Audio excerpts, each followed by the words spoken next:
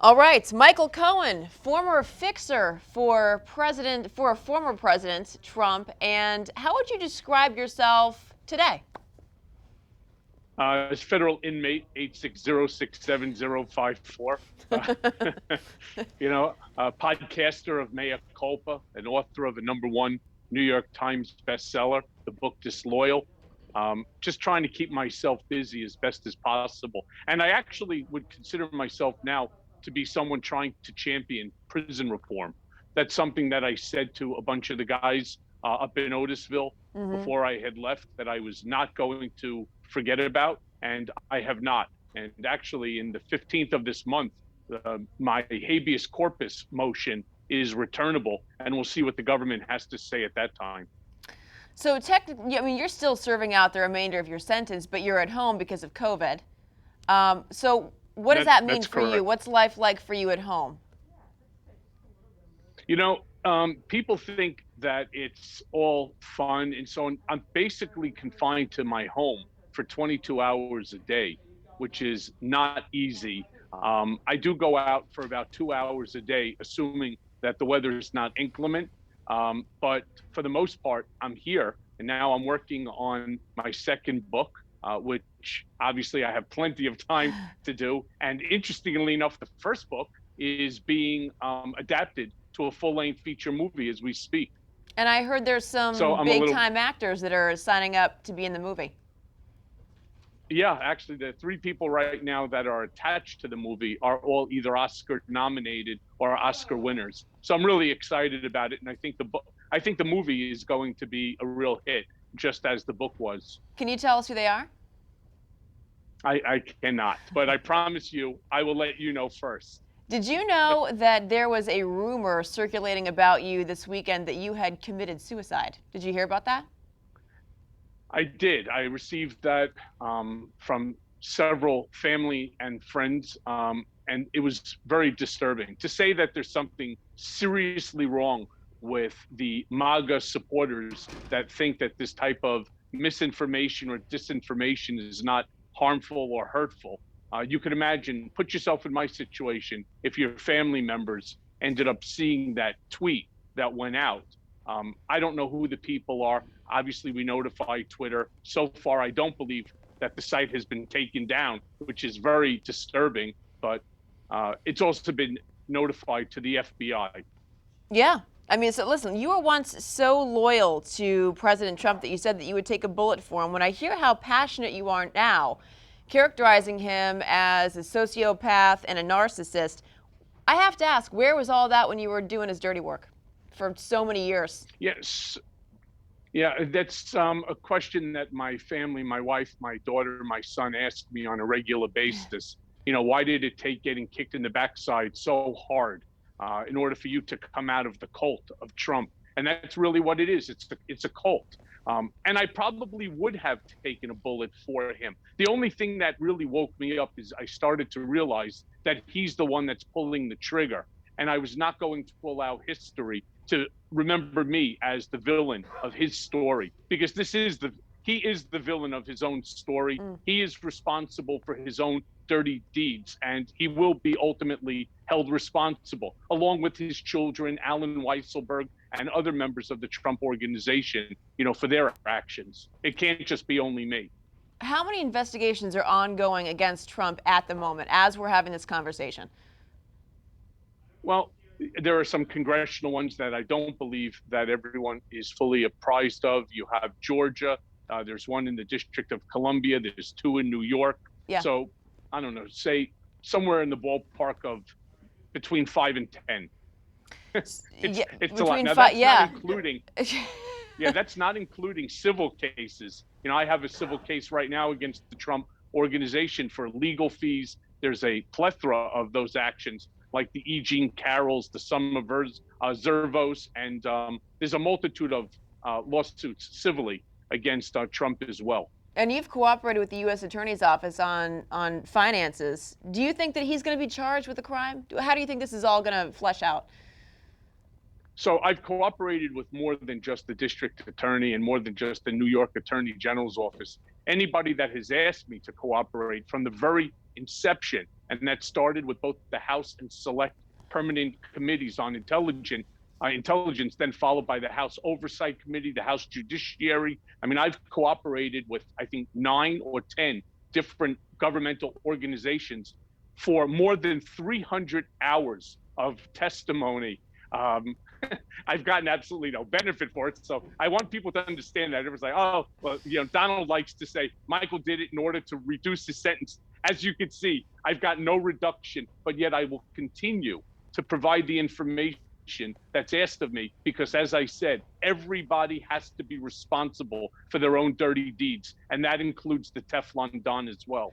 I want to know what the next move for him is going to be. I mean, now that he was acquitted for a second time on impeachment charges, he can run again for president. Do you think he's going to do that in 2024? No, I don't think he's running for anything. I think the litigation is going to ensure that. But you are right. He was impeached twice, but he was not convicted. And that's not because he's not guilty of the things that were presented by the House managers. It's simply because our political system right now doesn't really care about American democracy. They care about their party. And the Republicans would be wise to wake up and acknowledge that Donald Trump has hijacked their party and that he is holding each and every one of them hostage right now. And if they don't basically come and kiss the ring of the Godfather, that he's going to campaign against them, whether it's in 2022 or 2024, which is basically nothing more than another, Trump threat. You don't think he's going to run again for president?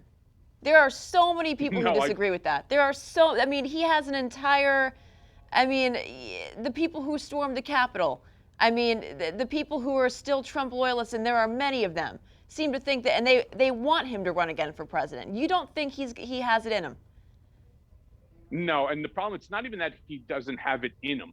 The problem is that his base amounts to approximately 28% of the country, or 65% of the Republican base. That's just not enough to win an election. And the biggest fear that Donald Trump had, he's now confronted with, which is losing the election again. Right? So he would now be a 2-time loser instead of just a 1-time loser. And his fragile ego just cannot accept that. Now, what he will do is he will continue, as he did with that statement that was recently put out. You can't make this stuff up, folks, right? He puts out a statement that a cease and desist letter to the Republicans and the GOP that you may not use my likeness or image. He thinks he's back on The Apprentice. What he doesn't understand is that he's a public figure, and actually they can, but he wants people not to donate to those GOP members, but rather to donate to his PAC, which is really nothing more than a slush fund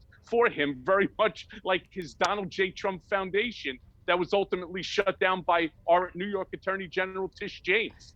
I mean, it's just so silly. Losing his Twitter account. You say he hates losing, but he lost his Twitter account. Really, psychologically, how do you think that's impacted him? And honestly, he lost a big platform.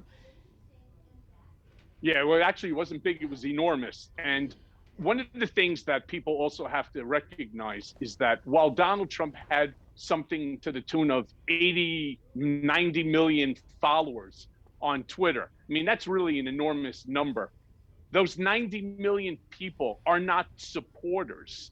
Maybe 20, 25, 30 million of them are supporters. The others just want to basically say nasty things, or just to see what craziness is coming out of our Captain Chaos's mouth today or at this minute. I mean, come 5 o'clock in the morning, crazy man is out there tweeting. At 6 o'clock, he's off doing something which we didn't think is possible, is crazier than his 5 o'clock tweet.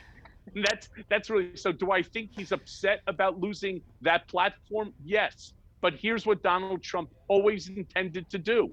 He wants to create his own news network. TNN will call it. I was wondering, yeah.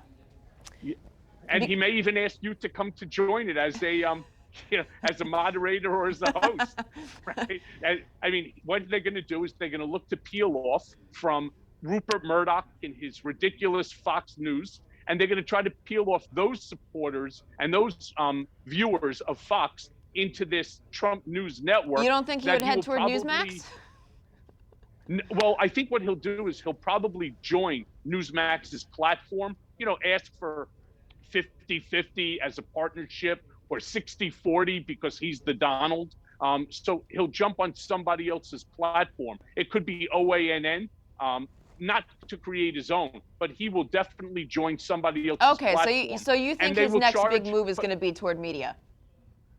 sure, but then what they're going to do also is they're going to charge like $4.99 a month in order to listen to him and his sycophantic, followers and his lunatic children, who will all, of course, or Kayleigh McEnany, they'll all get up there and they will just continue to spew the Trump doctrine, which, as you can see from me, doesn't bode well, and it doesn't put you in the position that you think that you're going to be in. I mean, look at Rudy Giuliani as well. I mean, listen, there's also been a lot of speculation between what is the real deal between Donald Trump and Melania. Is their marriage authentic? Did you read Ira Rosen's Ticking Clock book about 60 Minutes? No, Okay. no, that's actually So, one somebody probably didn't send me while I was in so, prison. so in it, he mentions that Melania has this agreement. It's a contractual agreement with Trump that she will stay married to him as long as he's president. Is that true? Is that something that you have knowledge of? And what do you think is going to happen now? Well, I don't have any knowledge of it. I wasn't involved in any of the prenup. I wasn't working for Trump at the time when they got married.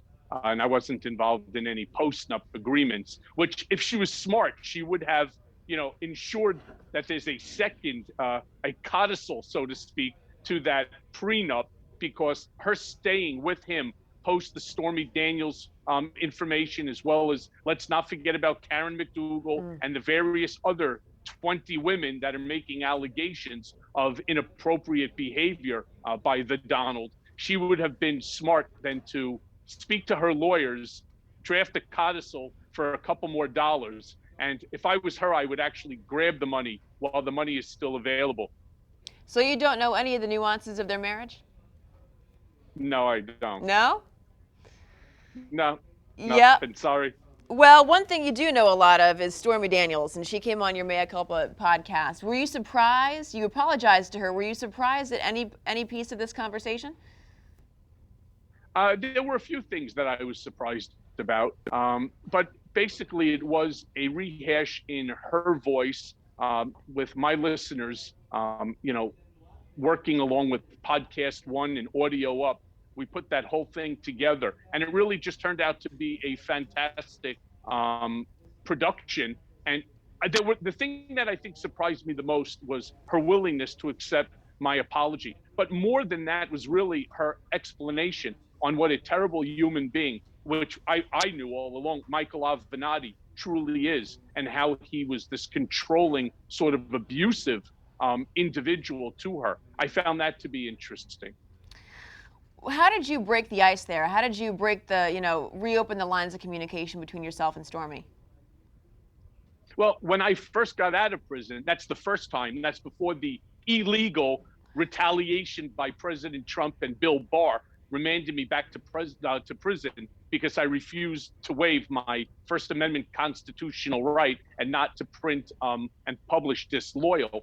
She had reached out actually to me to come on to, she had a radio show, and I had kept the number, but I promise you, mentally, I was not in a good place when I came home.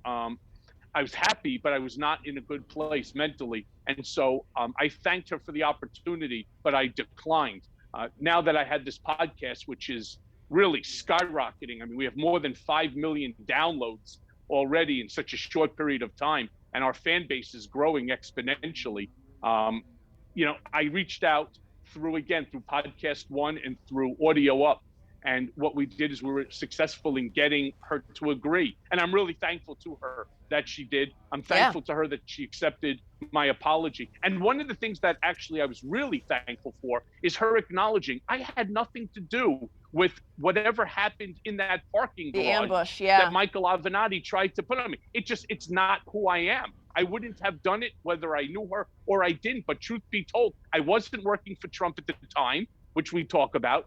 I didn't know who she was, right? And I certainly had no idea where she was. I had no hand in whatever happened. And I don't even know whether or not, they ever found the person that she alleged that accosted her, but it definitely 100% had nothing to do with me. And that's just not something that I would have done anyway. I mean, the dialogue about you online is very polarizing. I mean, I have to imagine that life hasn't been all easy for you and your family, especially after everything that happened and you serving your prison sentence. What has life been like for you? Very difficult. And what breaks my heart on a daily basis is the amount of pain that this entire experience has put my wife, my daughter, and my son through, and it's just unfair.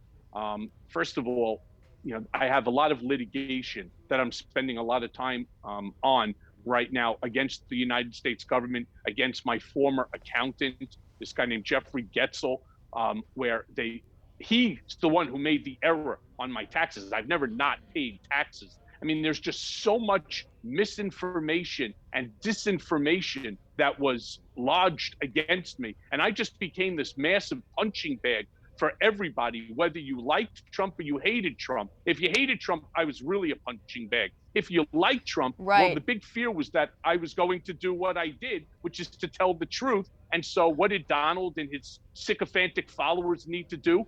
To discredit me across the board. And here's the funny thing: when I spoke before the House Oversight Committee, before the late and honorable Elijah Cummings, everything that I said turned out to be true. And interestingly enough, the only fools that actually came out of that televised hearing were the Republicans that didn't ask me a single question about Donald Trump. Not a single question. All they wanted to do was try to denigrate me, because that's what Trump and his group, Jared and whoever was his chief of staff, he went through so many, right? That's all that they wanted to do, was to denigrate me and to discredit me in the event that something like what's happening now is taking place, which is where I may end up continuing to testify as these actions by the district attorney, attorney general, and other congressional committees continue forward. When's the last time you heard from any member of the Trump family? That was the day after the raid in April of 2019. And what was that like? Who reached out to you? Now, that was Donald himself, just to see that I was okay, and to stay strong and to stay tough. Don't worry, I have your back. But what is interesting is last week, Ivanka happened to be in New York. And as my wife and I were crossing the street to enter our building, which is where Ivanka and Jared also live, she's walking out as we were just about ready to walk in. We missed her by about 6 seconds. You live in the same building as Ivanka? Yes, I do. That's got to be a little awkward, no? Well, I'm inside, so it's yeah. You can't leave. You can't leave your home. That's correct. But then again, neither can any of us. I also want to ask you one more question. I'm sure you've been following what's been happening across the pond with Prince Harry and Meghan. They know what it's like. You know what it's like to be between a rock and a hard place. What kind of advice would you offer for them? Stay strong, stay tough, stand your ground. I mean, look, I don't know enough of the actual facts. I wasn't present for the communications or the conversations between whoever in London in the castle made the statements that they did. I find the statements to be atrocious, if in fact that they were said. It's really a very tough situation. My heart goes out to the two of them. To be honest with you, it's not easy. First of all, it can't be easy to be a member of the royal family. Obviously, with all the scrutiny, with all the tabloids, it can't be easy. And now to have this sort of extra, scenario on top of you is not easy. But they're doing the right thing. Just my only advice to them is love each other, love your children, and just take care of one another. Because at the end of the day, that's all you have. Mm-hmm. One more question. If you came face to face with Trump, what would you say? You owe me quite a bit of money for the legal fees, and you should you should come clean, right? You should be held responsible for your own dirty deeds. I shouldn't have gone to prison for your actions. That's about all I can say to him. All right, Shame Michael on Cohen. him. Michael Cohen, thank you so much. And where can we check out your podcast?